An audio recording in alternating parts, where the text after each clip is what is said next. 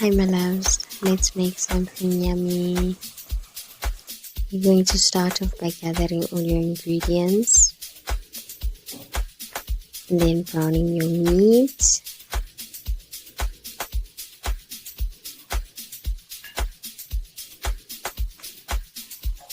In that same pot you're going to add your onions,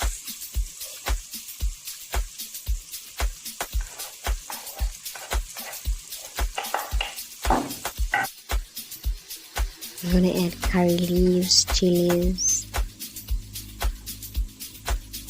stir it up nice and good.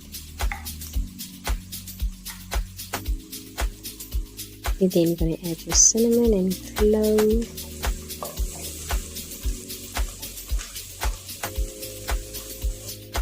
followed by your garlic, a bit more extra because as I said it's lamb chop.